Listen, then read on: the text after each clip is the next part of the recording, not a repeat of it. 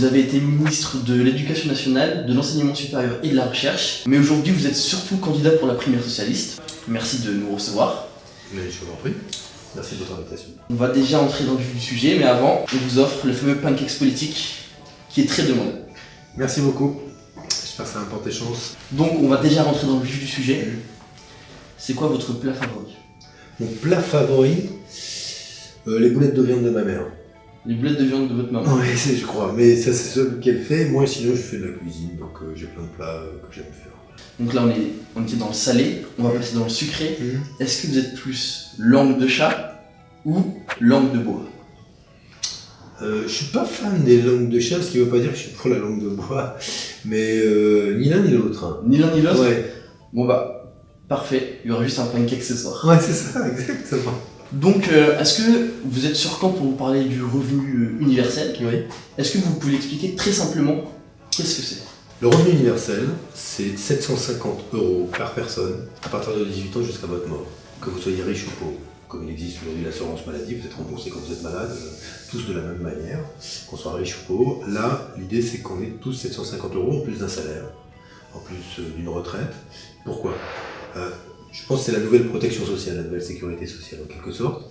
Puisque vous, probablement, ceux qui vous regardent et sont abonnés à votre chaîne YouTube, vont avoir parfois un travail salarié, parfois un travail indépendant, parfois être auto-entrepreneur, parfois besoin d'un peu de temps pour créer un projet. Vous allez avoir des carrières beaucoup moins linéaires que vos parents.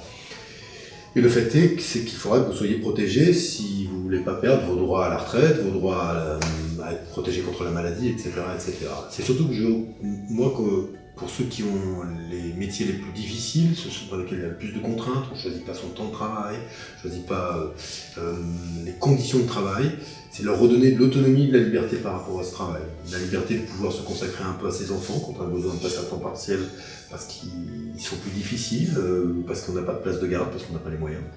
Le fait qu'on a besoin aussi de passer à temps partiel quand on a un parent qui devient dépendant, à Alzheimer ou Parkinson, et ces maladies sont en train d'exploser, nos parents ont besoin d'être accompagnés, parce qu'on n'a pas de place en EHPAD, en maison de retraite, parce qu'on n'a pas les moyens de faire autrement.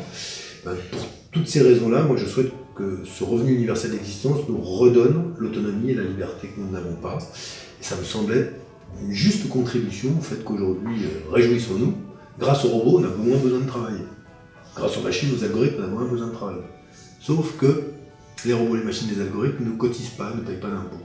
Je souhaite qu'ils contribuent, finalement, financièrement, par la richesse qu'ils produisent, au progrès pour l'humanité et pas à une distribution inégalitaire des revenus. Mais du coup, est-ce que les SDF qui n'ont pas forcément de compte en banque pourront accéder à ce revenu? En réalité, beaucoup de ceux qui sont pris en charge par les structures ont en fait un compte en banque. La réalité, c'est qu'ils ne l'utilisent pas ou peu, et puis surtout, ils sont dans une telle détresse souvent psychiatrique, et pas seulement psychologique, à cause de l'errance, parce qu'ils sont désocialisés. Le sujet, c'est de les accompagner et de leur offrir des conditions qui sont des conditions pour essayer de se reconstruire. C'est en réalité très très difficile. Et vous leur donneriez 1 500 €, ça ne changerait pas, parce que après des années d'errance, de solitude et sans domicile, une grande partie de la réponse, elle est de l'ordre des politiques de santé, et notamment de prise en charge de soins psychiatriques ou de reconstruction, et c'est un travail très long. Je discutais hier soir à Rouen avec des assistantes sociales, on parlait de cela. En vérité, on sait que ça peut éradiquer plus facilement la pauvreté, mais pour ceux qui sont en grande pauvreté, très abîmés, comme beaucoup d'êtres humains le sont dans les sociétés occidentales, c'est pas une allocation qui va régler le problème. D'accord. Hélas. Vous avez déclaré le 31 octobre, je prends des pincettes parce que la source, c'est Wikipédia.